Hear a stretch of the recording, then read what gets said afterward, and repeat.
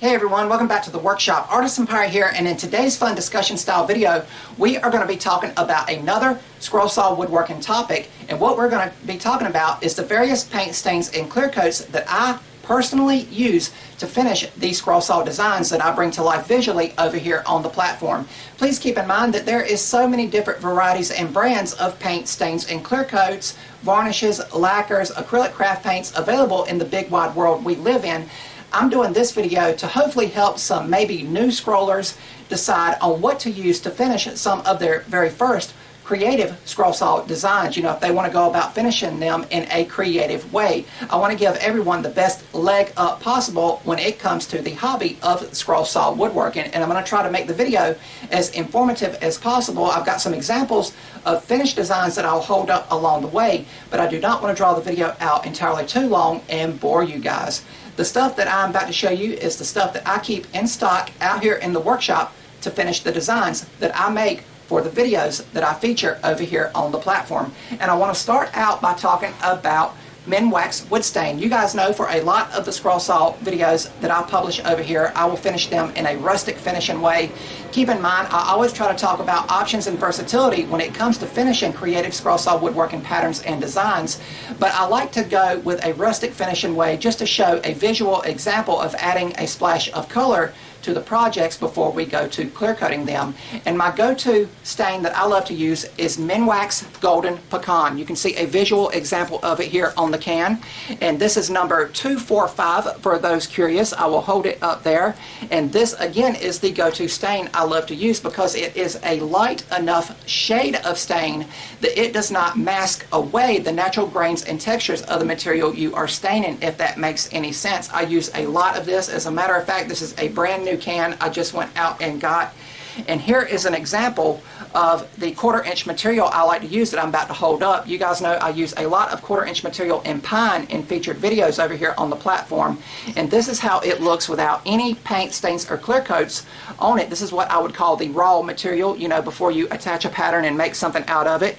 And the 1/4 inch material I pick up at Lowe's does have a darker side, but here is the face side that I like to call it, you know, that I like to attach the pattern to and what I would apply the paint stains or clear coats to. But here is an example of a project made out of this material stained with the Golden Pecan. And this is an older Steve Good design. It is a rustic tree spirit face made entirely of 1/4 inch material, and you can see how the individual pieces layered up give a nice and beautiful 3D appearance of the face and the side of the tree. But you can see how light that shade of stain is. It still gives it a beautiful splash of color, but again, it does not mask away the shades, grains, and textures of the material you used to make up the project. And you guys know I also like to use a lot of pine. Here is a star bowl that we made in a video, a Scroll Saw Woodworking and Crafts magazine and Fox Travel Publishing design, but this was a basic, readily available 3/4 inch pine shelving board that we made this out of over on the scroll saw, and once it was glued up, sanded, and assembled, we stained it with that Golden Pecan, and you can see how it still allows the grains of the pine material we used to shine through. And here is one more example with the Golden Pecan, and this is a nice train portrait. And this is also pine, but it was older pine, if that makes any sense. It was actually a shelf in the kitchen that I took down. I removed the brackets from it, and we ran it through the thickness planer, and then we sanded it up and then attached the pattern. This pattern here is available in the Transportation Pattern book by Fox Travel Publishing, but it was also stained with that Golden Pecan. I really like how it came out with that shelf we took down out of the kitchen. Came out very nice and very visually appealing, if that makes any sense. And you can see the nice glossy finish on it that we'll talk about a little bit later on in the video. But then sometimes I like to add a two-toned appearance with the stains, and with that, here's another can I just recently picked up. I like to restock and keep stuff out here in the workshop that I need to finish the projects with, but if I go with a two-toned appearance, the other tone I will use is a dark walnut, and you can see how dark that is as opposed to the Golden Pecan that I just showed you earlier. And the number for the dark walnut is 2716. Again, this is Minwax here. And if I cut out a scroll saw project and it has a base to it, I will sometimes stain the base a darker color. Sometimes I'll paint to it, and we're about to start talking about the paints. But if I want to do the base darker, I will use the dark walnut stain, and then I'll stain the main bulk of the scroll saw work, the light golden pecan, to still again allow those grains and textures of the material we used to shine through. And here is an example of that dark walnut as a backer board for this fish design we done. This is a Scroll Saw Woodworking and Crafts and Fox Chapel Publishing design as well. But you can see how the lighter shade of the 1/4 inch material there with the darker background really makes all of those details in the fish pop and stand out. So really, really cool with the dark walnut. And now very occasionally, very rarely, very few and far between, as they like to say, I will sometimes stain exotic or hardwoods if it needs it for a featured video with what I'm trying to bring across and how I'm trying to visually make the project, if that makes any sense. I really don't like to stain exotic or hardwoods. I like to let the natural grains and textures of those materials shine through and speak for themselves. But I have stained poplar in the past. You guys know I love using poplar because it just cuts very well over on the scroll saw, just like pine, but it is a little bit harder than pine, and it's a material that I like to make the custom compound cut keychains out of. But here we have a spooky bat and moon design that is also, excuse me, an older Scroll Saw Woodworking and Crafts and Fox Chapel Publishing design. And you can see that the bulk of the scroll saw work is that pine material, that poplar material. I thought it would look cool and simulate a full moon in the night sky. And then the bats are also cut out of poplar, but I also stained them with that dark walnut to give it a really spooky look. And then the base is a piece of red oak, but there is an option to stain the exotic or hardwoods you use. So really cool with that. But now I want to talk about these spray paints, and this is just one example of the many different shades and colors of spray paints that I have out here in the workshop. And this is Rust-Oleum brand spray paint. For example, this is the Nantucket Blue we've used in previous videos, and it is ultra matte, so it has a flat appearance. Rust-Oleum comes in all varieties and brands. They have gloss, they have semi-gloss, and they have matte like this. And what matte means is it is basically a dull appearance, or matte, whatever it is called, you know, matte. I call it matte. But anyway, the Rust-Oleum paint is the go-to for me, and you can see that I have an example. Well, I don't have an example. Some of it kind of leaked out when I was spray painting a project, probably a backer board or something. But this is the go-to spray paints that I like to use. The nozzles hardly ever clog up on me. I've used other brands of spray paints and clear coats in the past, and the nozzles are always kind of fiddly. Sometimes they will clog up and I have to take them off and clean them out with a needle, a sewing needle or a pen or something like that. But Rust-Oleum is very good with their brand, and their quality is exceptional. As a matter of fact, they have sent me fan packs in the past for continually using the Rust-Oleum brand for featured videos over here on the platform. And it does have the little ball where you shake it up to make sure it is mixed properly. But I want to show some examples of pieces finished with that, and mostly this is going to be backer boards. Here we have a Steve Good design that says Mom's Kitchen, so it has the nice font there. So really, really cool. And I use the washer technique to go around the perimeter to give a nice reveal. But the spray paint we use there is the Rust-Oleum brand spray paint, and you can see how it really makes the scroll work pop depending on the shade of paint you use for the backer board. But that is one example, that Mom's Kitchen sign. Here is another example, and this is a beautiful floral cross that we cut out and made, and it is also a Steve Good design. But you can see how the burgundy-like background there of the Rust-Oleum spray paint we used really brought all of the details, the floral work in the beautiful cross forward, and really made it shine through like a cross is supposed to do. And here we have a darker backer board here, and it is a tropical artistic fish design that is a Scroll Saw Woodworking and Crafts and Fox Chapel Publishing design. Very intricate design here. I left the bulk of the scroll saw work a very light shade, and I only let the clear gloss that we'll talk about here as we get ready to close the video, I used it to clear coat it and let everything shine through. But you can see the backer board there. Again, I believe I used the washer technique to get that perfect reveal all the way around on the backer board. But you can see how it really helps make the details in the lighter material of the fish, the bulk of the scroll saw work, pop. So really cool. And now I want to talk about combining the paints and stains together. And this was a featured video we did. The tropical fish was one. Some of these have been featured videos in the past if you guys want to go and see them over here on the channel. But we have this beautiful resurrection scene here that we made for an Easter video, made entirely from pine material, and it has a 1/4-inch backer board to kind of hold everything together. But we attached the pattern, we cut everything out like a puzzle, so we needed to make sure that our scroll saw was dialed in at a perfect 90 degrees. But we cut everything out over on the scroll saw, and then we removed the patterns, we sanded and shaped everything with the Marathon rotary tool by Bearwood Supply that Sterling Davis gave me.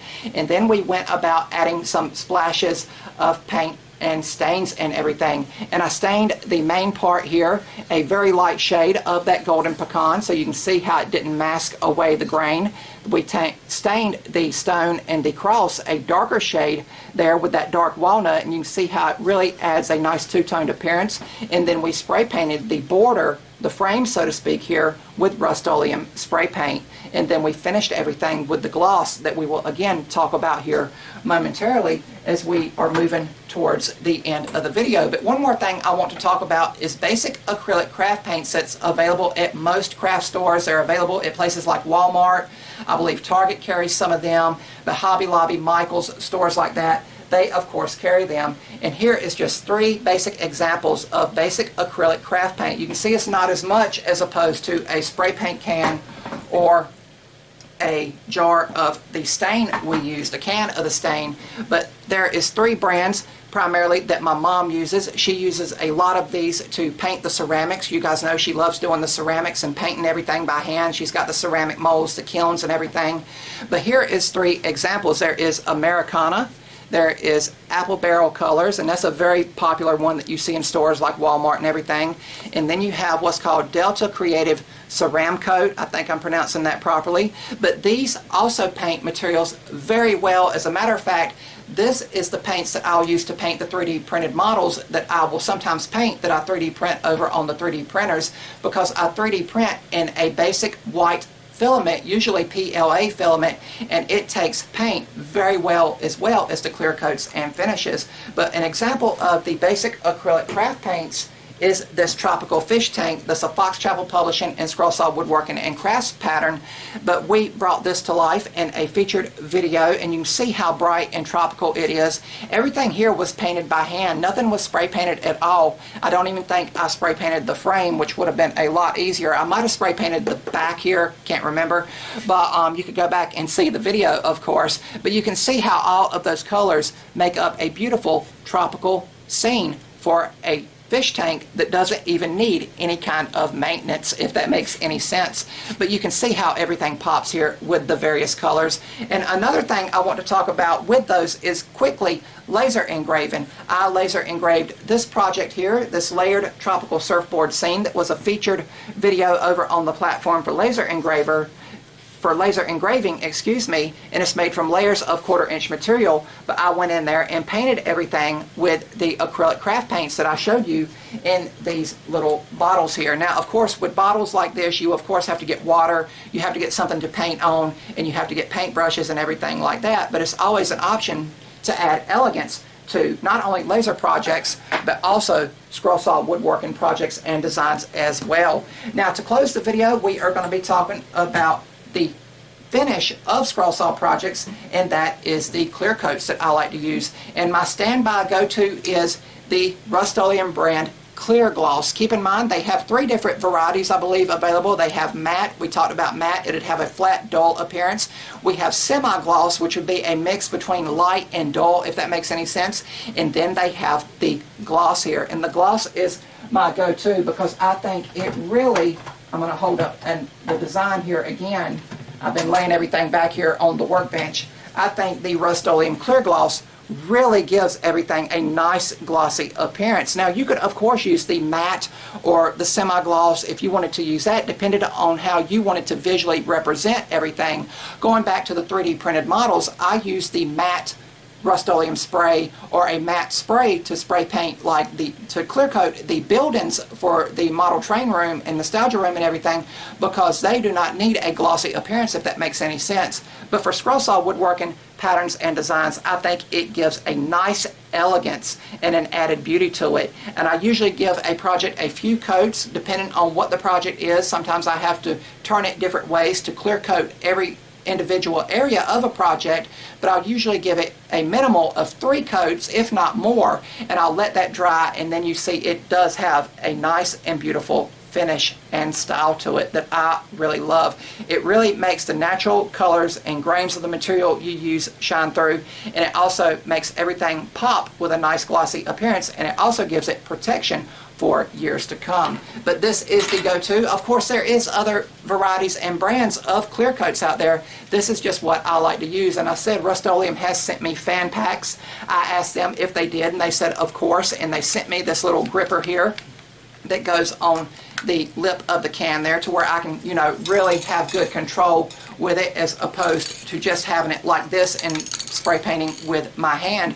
And one thing I want to talk about with the Rust-Oleum is on the rim here, they do have, I hope it comes up on camera, that little black dot there on all of their cans of spray stuff, either the spray paints, the clear coats, or anything they make. And what you need to do is take the nozzle, if it's not lined up, turn it to where it is lined up with that little black dot there, and you should do fine, and it should come out nice, clean, and a nice even coat, if that makes any sense. But again, this is the go-to finish that I use, and I hope that you guys have tried it in the past, because it just has phenomenal results when you take your time and work with it. You know, you wait a little bit of time between each splash of the spray. It says, I believe, on the can to wait 15 to 20 minutes, you know, depending on the weather in your area as well. Now that we are in the summer months, I can, if I want to, take the projects outside and really give them a nice clear coat and let the summer sun dry them. You know, if it's a nice bright sunshiny day, if it's overcast, I will, of course, or it's early in the morning and the sun's not out, I will open the shop door and I will clear coat things there and have a nice fan blowing on them. But I hope in some way, shape, or form you guys have found this video informative. Again, I believe the way I'm thinking is more catered to beginner scroll saw woodworkers if they are curious about what clear coats, what paints, acrylic craft paint stains that they may need to pick up to finish some of their very first scroll saw woodworking patterns that they have cut out over on their scroll saw. Again, I'm trying to keep the scroll saw a relevant tool going forward now that CNCs and laser engravers are becoming more and more affordable for people to have out in their garages or workshops. A scroll saw is a very versatile tool that not only cuts pieces out in a flat two-dimensional manner, but they can also take projects into the third dimension with layered designs, multiple layers, building a project up, or the very creative compound cutting technique. And the scroll saw is a tool that does not take up a large footprint out in a small garage or workshop. And again, I'm just trying to keep it a relevant tool going forward. But if there is a different brand of paint, stains, clear coats, or acrylic craft paints that you like to use in your projects that you make out in your garage or workshops, please let me know down in the comments, and let me know why you like to use those brands, and maybe in the future I will seek those brands out and try to pick them up to use them over here on the platform. You know, I might try to do that. But really, really cool. I had a lot of fun in today's video, and I hope between the start of the video at the intro all the way until now to the closing that you guys picked up a tip, trick, or tidbit. That's going to be about all for this video. Hopefully, again, you guys found it informative as we had another discussion about scroll saw woodworking. If you're new to the channel, hopefully you'll click that subscribe button and also follow me across all my social media feeds under the Artisan Pirate name. As always, links to contact me as well as all my social media feeds will always be linked down in the description box below these videos. That's about all for this one, and remember guys, if I can make it or do it, so can you guys. I'm the Artisan Pirate. Take care, and I'll see you guys real soon.